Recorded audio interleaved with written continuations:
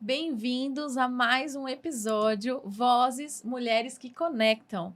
Eu sou a Amanda Tomás, gerente comercial na Pars, e eu tô aqui recebendo hoje Maria Augusta Zanella. Olá. Minha colega, ela é executiva de negócios do setor de infraestrutura, logística e transportes.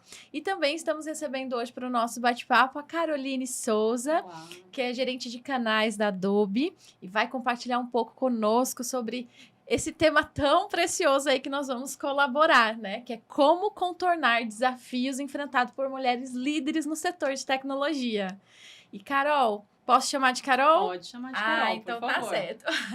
Carol, gostaria que você compartilhasse um pouquinho conosco, né, sobre a Sim. sua história, como é ser mulher no setor de tecnologia e como que você enxerga que pode ser resolvido para contornar essas situações, esses desafios que a mulher tem hoje, né, já enfrentada no mercado de trabalho, principalmente no setor de tecnologia.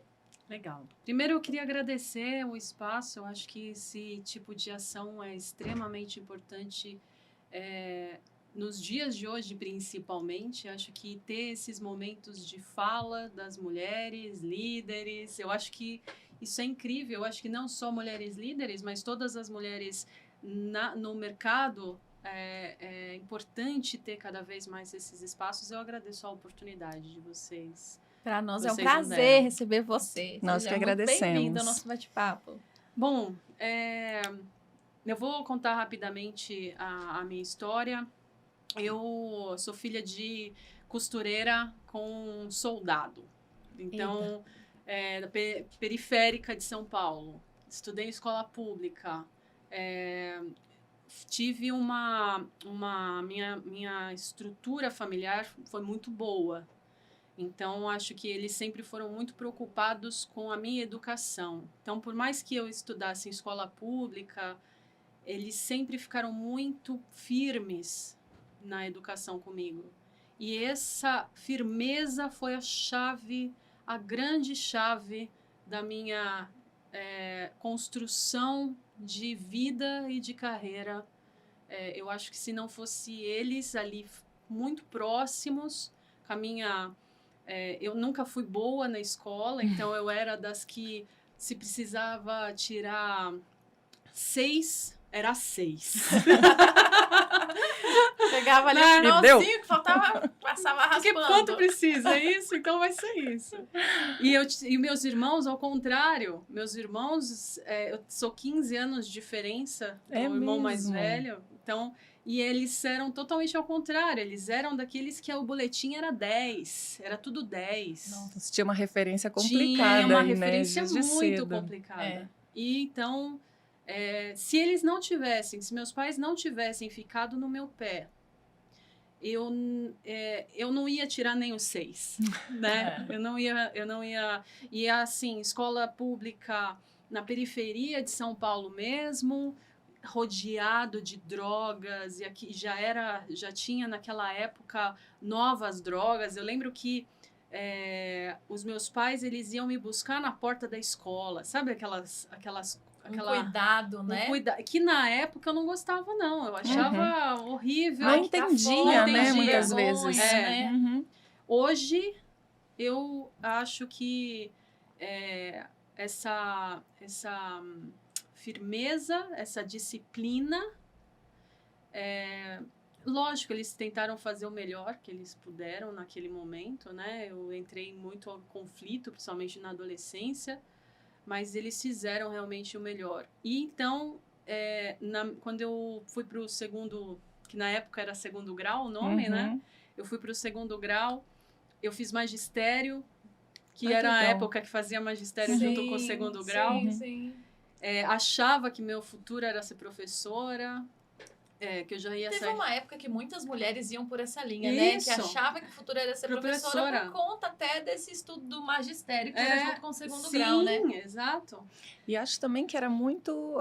Era oportunidade que tinha, digamos assim. Era o papel da mulher. Era ali, né? Era ou para ir secretariado, né? Por esse caminho. Eram os caminhos existentes na época, digamos. A minha irmã tinha feito secretariado. Então, eu não me identificava muito, mas eu achava que ia dar certo se eu fosse para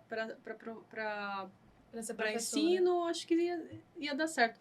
Só que chegou um momento que e aí eu lembro que eu comecei a fazer estágio nas escolas, e aí eram escolas públicas, e aí eu vi o quão complicado era o aluno ir para a escola porque ele estava com fome. O aluno ia para a escola de chinelo porque não tinha tênis. Então, aquilo começou a me abalar psicologicamente, porque eu queria comprar o tênis do aluno, eu queria... Trazia para o pessoal e muitas vezes é super complicado conseguir separar mesmo. E até uma vez a professora ela me colocava com as crianças mais problemáticas. E eu lembro que eu fiquei junto com uma menina chamada Fátima. Era uma menina de cabelo curto, os pais dela tinham cortado o cabelo dela, porque possivelmente ela devia ter piolho. Tinha também isso, né? Cortaram o cabelo dela, ela ficou com... Todas as crianças tinham cabelos longos e fazia, né, penteados, e ela não. Ela de chinelo, não ia de tênis, e a professora me colocou para falar para ajudá-la, porque ela estava muito atrasada. E ali eu fiquei pensando, eu tinha quantos anos? Eu tinha 16 anos, né? Então, nova, né? Como que eu faço para ajudar essa criança que tá triste porque cortaram o cabelo dela, porque o chinelo dela ela tá mostrando o pé e todas as outras crianças estavam de tênis, só ela estava mostrando o pé, envergonhada. Como que ela vai ter um bom desempenho? Como? Não tem como. E aquilo, eu tô com 42 anos, nunca esqueci da Fátima. Nunca. Eu espero que ela tenha conseguido avançar, porque aquela condição dela ali não dava para ela avançar. E eu lembro a professora me deu uma bronca, porque ela falava assim, eu acho que eu cheguei a levar alguma coisa para ela. Eu não me lembro. Mas eu lembro que eu levei uma bronca muito grande da professora falando, você não pode trazer as coisas para as crianças, porque se você fizer para um, você vai ter que fazer para outros, porque todos têm problemas, todos têm suas histórias, não dá para você só escolher um. E eu, com 16 anos, não tinha meu dinheiro ainda, eu lembro que eu recebia uns R$30 de mesada dos meus pais, sabe? Então não dava para eu fazer muita coisa. Mas você queria fazer por ela. Eu queria muito, muito fazer. Tanto é que eu penso nela até hoje. A Fátima marcou, a história da Fátima marcou. Aí, saí dessa... Ali eu pensei, não é pra mim, eu não quero isso. Porque eu vou me envolver, eu vou sofrer. E aí eu fui e saí do magistério, eu não finalizei o curso. Eu acho que aquilo me chocou muito, eu não finalizei, não fui até... Eu terminei, eram 4 anos, né? Então eu me formei no 3º grau normal, mas não peguei o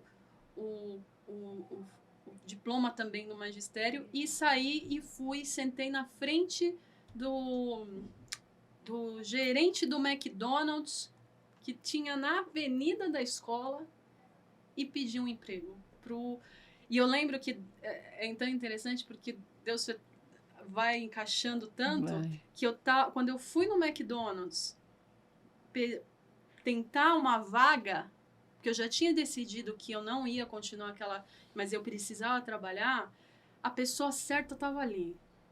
Aí eu lembro que eu sentei com ele e falei, gostaria de... Não, na verdade, eu pedi uma ficha...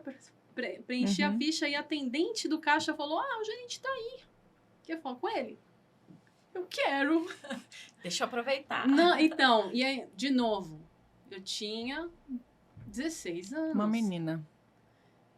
Mas eu queria muito ser independente. E a minha mãe falava muito isso pra mim. Não dependa de ninguém, tenha o seu próprio dinheiro. Então eu fui atrás e aí...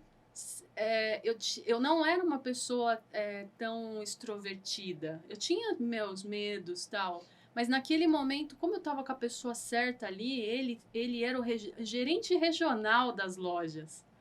E aí eu sentei com ele e falei, eu gostaria, tal, né? Me dar uma oportunidade e tal. Ele falou, sim, tá bom, a gente tá precisando aqui, pode ir começar, o pessoal do RH vai te ligar. Eu consegui no mesmo dia que eu fui porque estava precisando de uma vaga urgente. Sabe aquelas...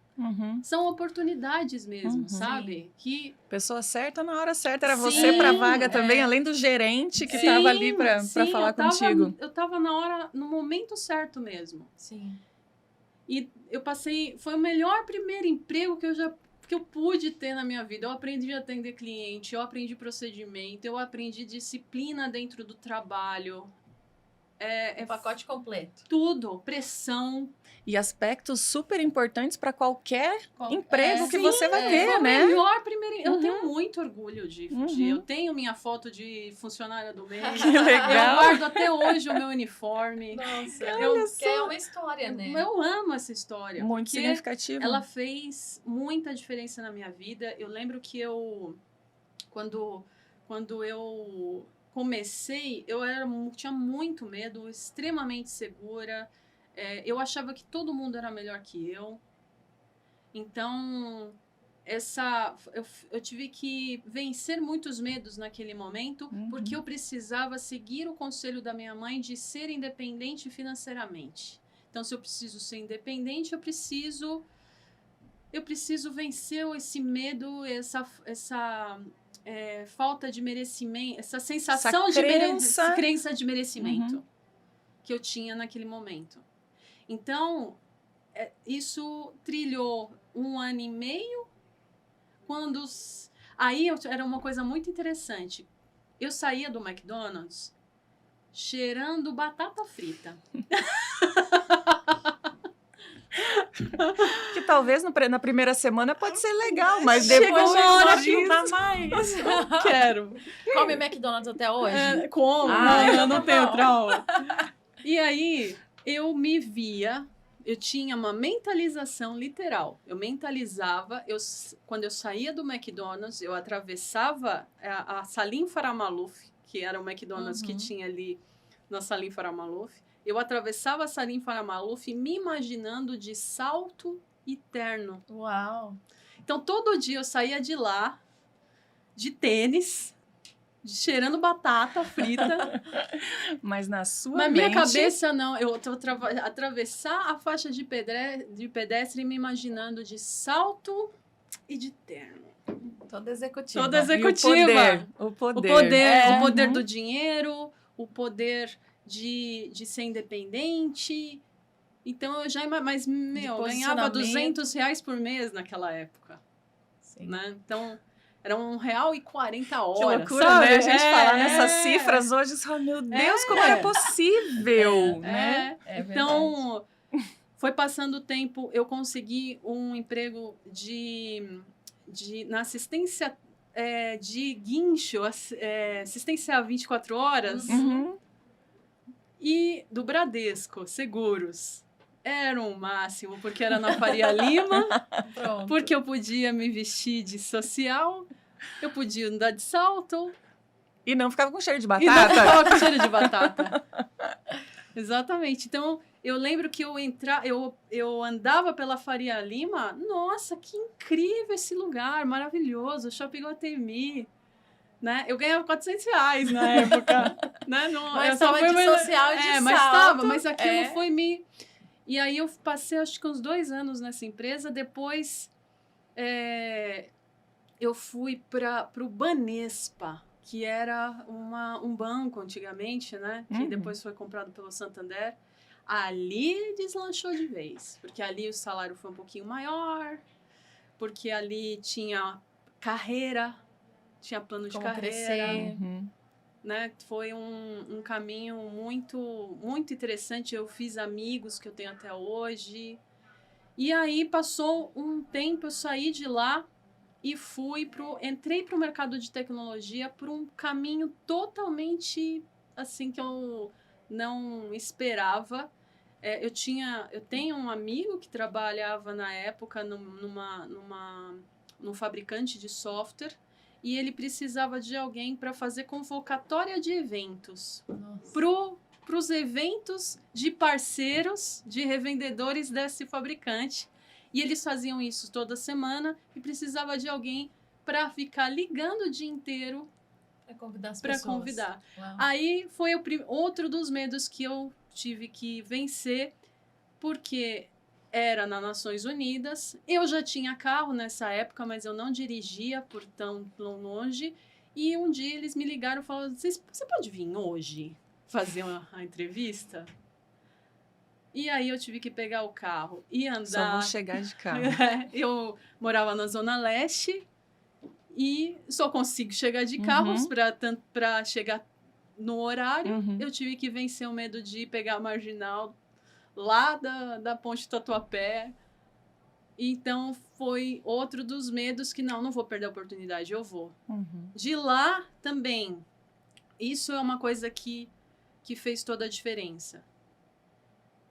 Eu sempre curti muito o trabalho, a produção, eu sempre curti muito. Então, eu fazia com muito gosto. E aí, os líderes viam isso. Tipo, olha, ela gosta do que ela faz, que legal. Então, vou indicar ela para não sei quem. E aí, um foi falando para o outro.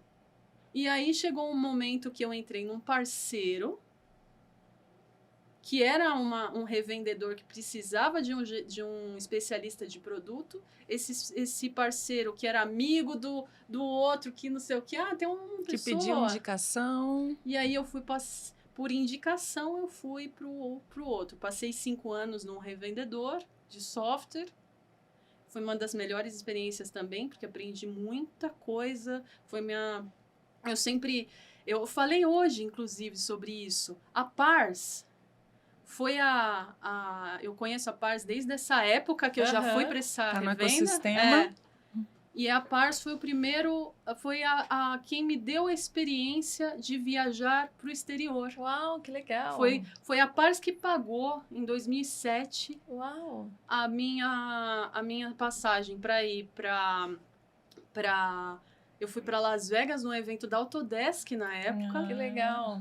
E depois fui com um prêmio de melhor desempenho para a Argentina. Que bacana. Tudo em 2007. Sensacional. Então, esse momento foi a primeira vez que eu entrei num avião na minha vida. Eu não tinha entrado num avião antes. Você já foi para viajar para o exterior? Foi a trabalho. Imagina o meu medo. Eu não tinha dinheiro. Era a conversão em dólar. Eu tinha que... Aí eu lembro... Tava indo alguém com você, né? Tava. Mas a só volta pra pegar na mão sozinha. junto, né? A volta sozinha. A volta eu voltei completamente sozinha. Uau. Então, você falava inglês? Não falava inglês. E eu lembro... Vamos deixar cada vez mais desafiador. Tem um parceiro... Não, você veio pro tema certo. Vários desafios. Não, desde a hora que ela começou a falar a história dela, tem vários desafios, Carol. Desde o começo. Olha, nós precisamos encerrar aqui o nosso primeiro bloco. Tá bom. Então, pessoal, muito obrigada por estarem aqui. Acompanhem o segundo bloco, nós voltamos já já. Sejam bem-vindos ao nosso segundo bloco. Estamos aqui com a Carol, Maria Augusta. Olá, também pessoal. Conhecida como Guga Zanella. Estamos falando aqui sobre os desafios, né? Como contornar os desafios das mulheres líderes do setor tecnológico. Sucesso!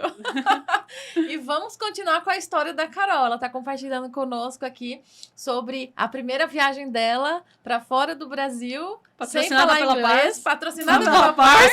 Olha os desafios! Bora, Carol! Foi mais uma vez que eu precisei enfrentar meu medo, né? Como que eu vou para os Estados Unidos, primeira vez andando de avião para o exterior, sem entender a língua? Pasta e eu não sabia o que é. O que você tá falando? Chicken ou pasta? Tipo, o quê? Não sei! Manda aí qualquer coisa que a gente vê aqui. Só vai apontando, né? Pode mostrar. Aquele. E aí, eu acho que esse foi realmente...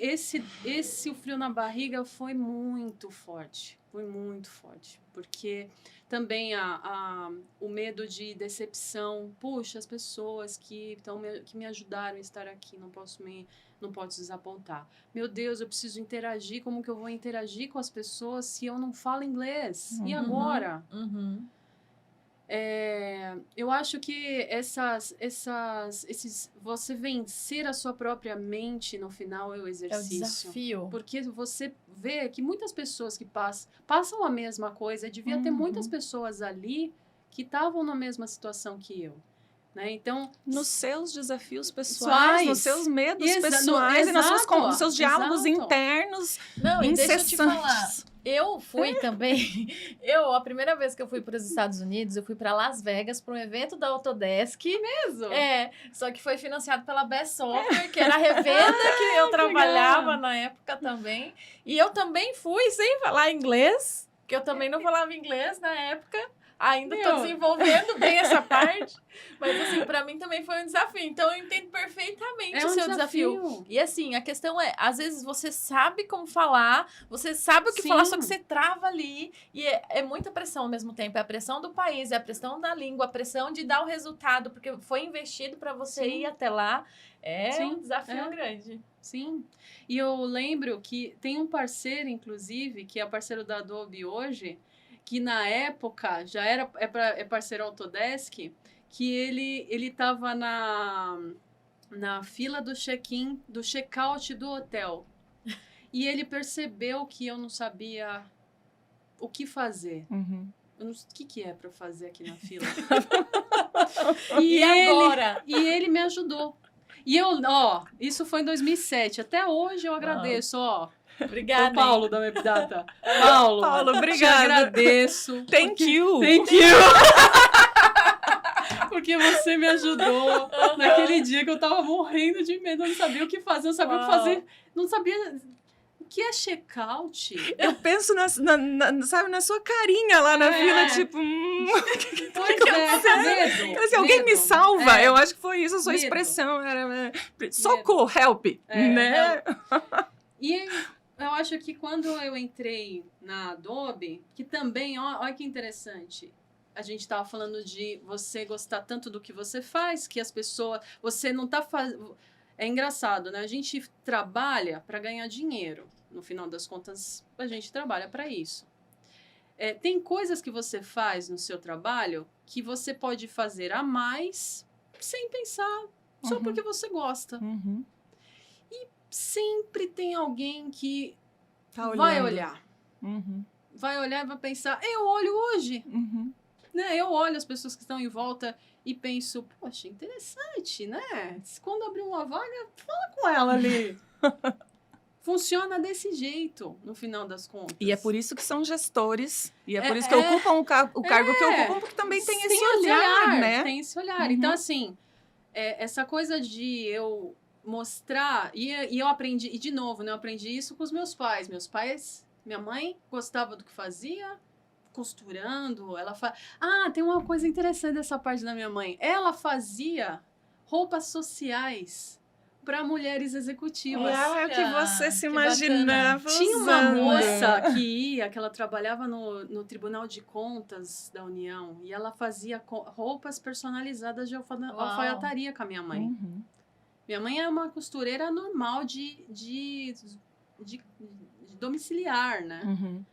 E essa moça, que era... Olha que interessante, ela era irmã da minha professora do prezinho, sabe? Uhum. Ela virou um cargo gigante naquela época e ela fazia roupa Continuava fazendo com a tua mãe. Continuava fazendo com a minha mãe. Olha.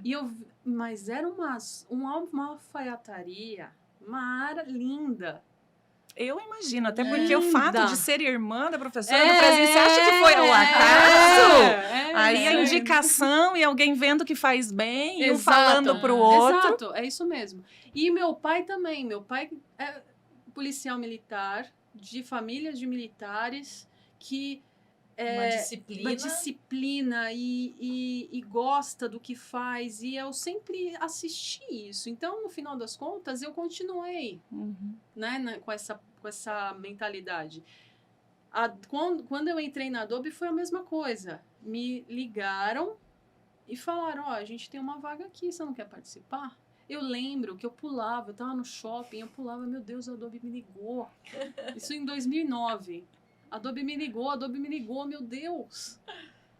E isso em si já foi uma grande realização. Só de te notarem ali. Mas e o medo também? Né? Daí o próximo passo a ser superado. Não seria a primeira vez, né? Tá com medo? Sim, vai com medo mesmo, Carol, não é? É isso mesmo. E eu fui. E aí eu fui traçando a carreira dentro da Adobe, e a Adobe, e aí de novo, né? A gente não pode perder essas oportunidades. Então, só fazendo a trilha, meus pais me pegaram no pé para eu não repetir de ano. Me pegaram no pé para eu estudar. E me colocaram na minha cabeça que eu precisava ter independência financeira. Isso foi pilar para eu ir seguindo com medo e vai com medo mesmo. Ai, putz, ai, é inglês. Ai, meu Deus, é um mercado masculino. Só tem homens. Como é que vai ser? Como é que vai ser? Eu tinha cara de menininha. Então, eu precisei aprender a me comportar. Como que eu me comporto no ambiente masculino, com cara de menininha, com voz fraquinha. Aí, lógico que teve dor, né, no meio do caminho. Teve choro, sim. Teve engolir sapo, teve. Mas eu acho que isso tudo foi tão importante porque eu sou hoje, sabe? Porque hoje, por exemplo, eu consigo ter essa visão de olhar a pessoa que tá... Essa pessoa gosta de trabalhar. A questão não é... Eu acho que é importante, né, a gente tomar cuidado também. Essa questão de gostar de trabalhar não é se matar de trabalhar. Porque se matar de trabalhar, também aí não dá. Não é saudável. Não, você vai ter um treco. Vai. E se deixar pessoas que gostam de trabalhar, se vai deixar, né, passa do horário, trabalha de final de semana, aí pega. E aí é o exercício pesado também de como equilibrar, porque eu preciso ter outras coisas na minha vida. Não pode né? viver do trabalho, porque eu preciso me divertir também, né? Como que eu não vou me empolgar de um lado e esquecer do outro? O tal do equilíbrio. Que um dia alguém tem que descobrir uma fórmula, porque é difícil, né? A gente, quando traz esse ponto, né, de você tem que ter a consciência de que o trabalho, ele é para te viabilizar viver. Sim. Coisas que você quer, deseja, sonha viver.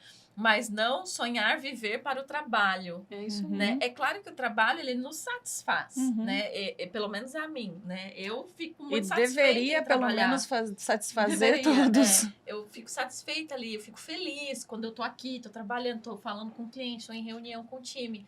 Mas você ter esse equilíbrio de que, ok, tem um limite até aqui que você tem que chegar. Porque a gente chega em casa, a gente acaba... Eu, por exemplo, eu chego em casa e eu continuo trabalhando. Sim. Porque alguém manda um WhatsApp, manda uma mensagem, aí você, putz, eu esqueci de ver isso aqui, deixa eu ver isso aqui agora que não pode ficar para amanhã. Sim. E você acaba, mas trazer esse equilíbrio realmente é um desafio, né? É muito. E eu acho que existe muita situação da mente sabotadora também, que você acaba passando do ponto, porque você precisa provar o quanto você é merecedora daquilo, o quanto que você é boa, o quanto, né, essa exigência que a gente faz para nós mesmas, né? Então... A autocobrança, né? Que é a mais pesada. Eu acho que isso é um dos desafios de aprendizagem humana mesmo, sabe? Tipo, por que eu preciso provar tanto, assim? Por que eu acho que eu não mereço? Né? Então, quando eu fui subindo de cargos, eu fui passando por vários cargos dentro da Adobe, e eu fui subindo os cargos da hierarquia, e aí virei líder de pessoas. E aí, puxa, líder de pessoas, primeiro, eu não posso me envolver pessoalmente, como eu poderia ter feito lá na escola com a Fátima, né? Mas eu também preciso ser humana, porque ser empática. Eu não sou diferente, eu não vou fingir que eu sou outra coisa. Eu preciso auxiliar os outros a crescerem também. E quanto mais crescem, mais eu cresço junto. Então, chega um momento que logo que você sobe esse degrau, você pensa, será que eu mereço? Será que eu vou dar conta? Será que eles vão me respeitar? Será que eu vou bater a meta desse jeito, dessa forma, e a responsabilidade é minha? Aí tudo você acha que a responsabilidade é sua. Aí se der alguma coisa errada, a responsabilidade é sua. Aí se o time tem algum conflito entre eles, você acha que a responsabilidade é sua. Mas daí, às vezes, se dá tudo certo, se atinge a meta, daí a responsabilidade não é nossa. Não, meu time é maravilhoso, né? Que coisa. E você sabe que até... chamando a atenção para algo que você mencionou e dando um spoiler até para vocês já pensando que no final a gente sempre pede uma dica, né? O que você diria para as mulheres? O que você gostaria de falar e tal?